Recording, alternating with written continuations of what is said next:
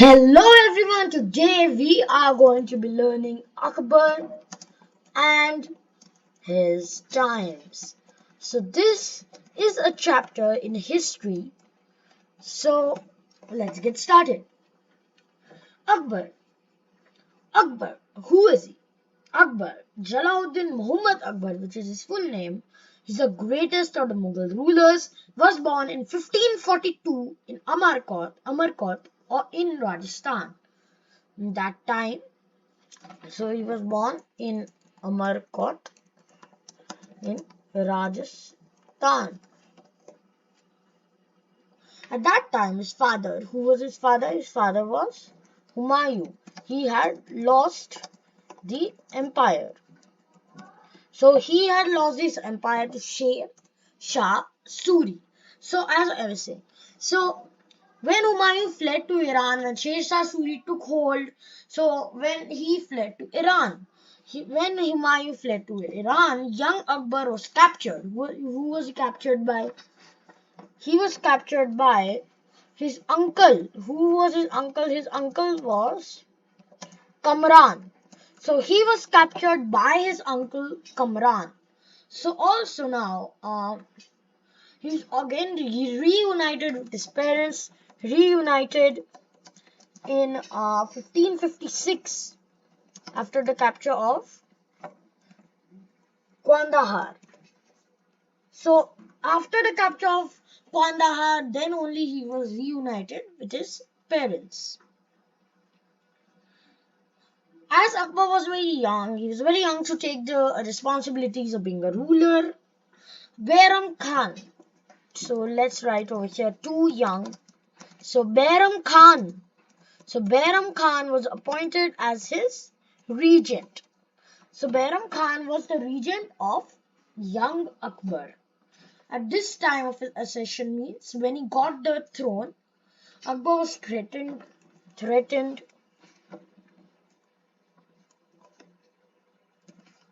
So he was threatened by all sides. Beyond Agra, Afghans. So there are lots. So let me write first Afghans. Afghans threatened him. Adil Shah threatened him in the Afghan, and he was the nephew of Sher Shah. Controlled the area from Chunar to the border of Bengal. The greatest threat. Who was the greatest threat? I'll write it in capital. Hemu was the greatest threat for Akbar. He was the minister of Adil Shah who was strengthening his power day by day. On the other hand, also the Rajputs too had strengthened, and they wanted to oust the Mughals from India. They wanted the Mughals to go out from India. However, Akbar rose to the occasion and solved his problems. So he solved the problems. Now the second battle of Panipat. So now this is the second battle of Panipat. So we had talked about the threatening by Hemu. So the general captured Agra. So he captured Agra and attacked Delhi now. What happened? He occupied the city, won. But before he could, use his power, Bairam Khan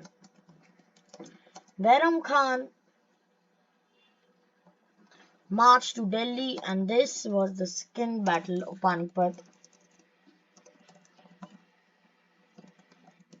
Who wins?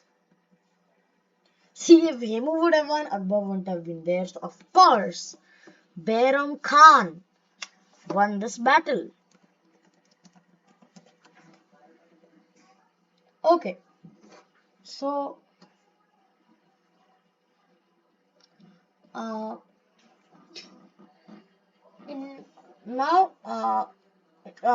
let's not talk about Hemu. He got executed if you wanted to know. And then after that, Agra became the capital of the Mughal Empire. So now Akbar's conquests. So in 1560, he freed himself from the regency of Behram Khan. So about 4 years after. Now he launched a number of conquests. What are these two conquests? Number one is direct, which is fighting. And second is matrimonial alliances. So these are the two conquests, the direct conquest and the matrimonial alliances. Okay, so now he conquered, what did he conquer? He conquered Malwa, Gondwana, Gujarat, Bengal, Bihar,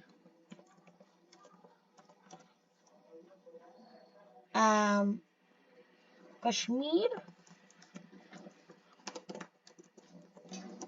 Sindh, Kandahar, and it's not over yet. He also turned his attention towards the Deccan, and at first he tried to bring the little sultans under his control by diplomacy. Means he sent a messenger and said, "No need to fight. Just offer. Just say that I am." He asked the rulers to accept his overlordship and pay tribute. When they refused, he waged war against them. So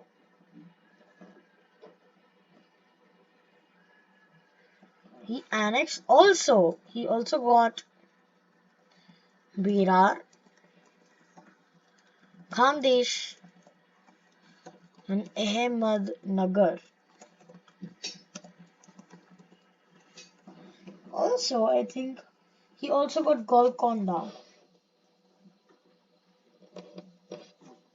Okay, so Akbar had realized that he couldn't consolidate his position without the support of the Rajputs. So he adopted a friendly policy towards them. He appointed Rajputs at high positions in his administration. Example, Raja Bihari Mal and his son Bhagwan Das, Raja Man Singh, Raja Todarmal, Birbal, etc. were given high posts not only in the administration. He made them through matrimonial alliances. So in 1562, he also married the daughter of Raja Bharmal of Amer, Harkabai, who was renamed as Madam Us Zamani. He also married two Rajput princesses of Bikaner. However, Akbar followed an aggressive policy towards those Rajput rulers who refused to accept suzerainty. One state was suzerainty was Mewar. The Rajputs also wanted to recover Chittor, the capital city, which was conquered by the Mughals. Rana Pratap of Mewar continued to struggle against the Mughals. The furious battle was fought between the Rajputs and the Mughal forces at Aldigati. The Rajputs were defeated in Halgidati, and Rana Pratap escaped into mountain forest. So he also conquered Mewar and Chittor. So look at this. He conquered so much. Malwa, Golconda,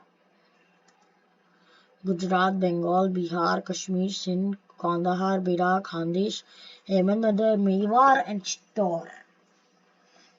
Then Rana Pratap escaped into a mountain fortress. The Akbar carved out a huge empire stretching out from the Himalayas in the north, to Godavari in the south, and the Hindu Kush mountains in west, and Brahmaputra in the east. Now, administration. One of the significant contributions of Akbar's reign was the establishment of efficient administrative system.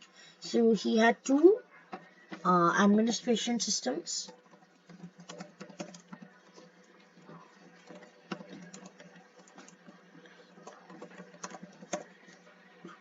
So provincial administration and central.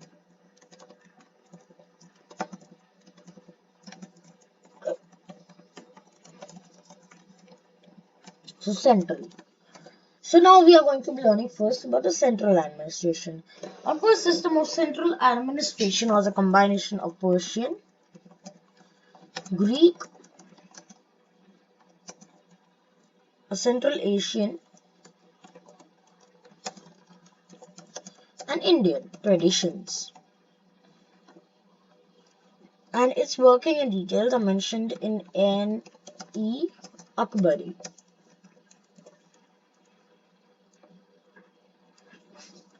By Abul Fazl.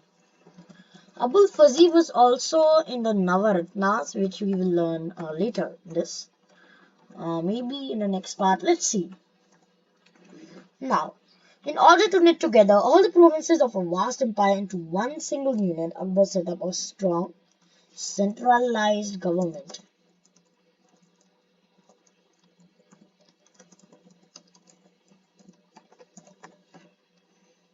The emperor was the supreme authority whose decisions on all matters were political.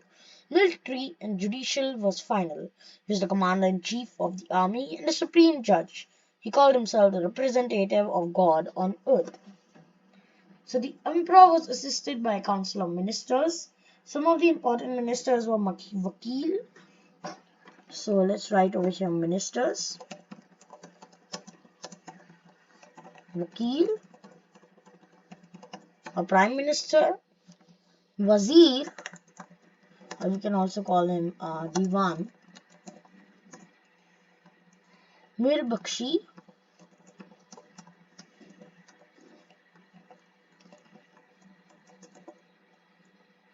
Mir Saman,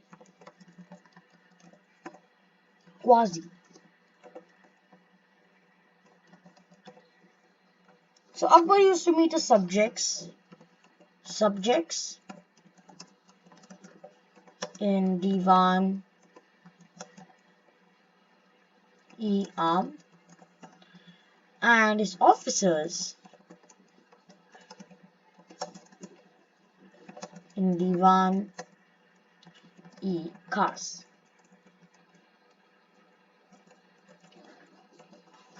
Okay. The provincial administration divided its vast empire into 15 provinces or subas. Each of these provinces was governed by a subedar.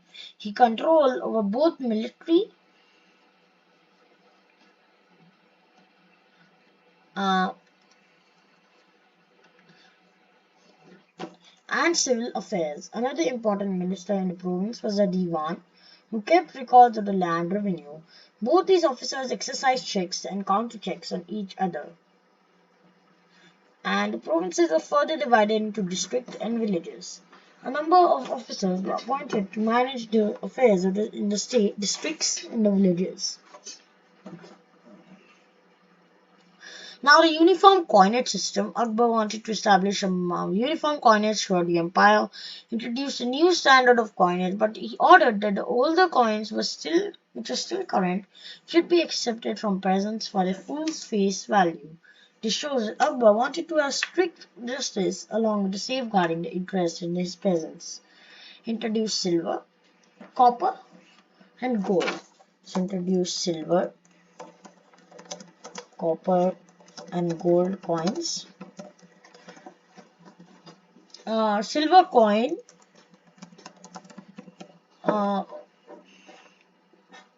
was round and known as the modern day Indian currency rupee. And it weighed 172 grains. Yes, grains, precise grains. Copper coin. Now this was, and before India, this was called Paisa. People still know it, but it's not in use anymore. So it weighed 3.5 grams.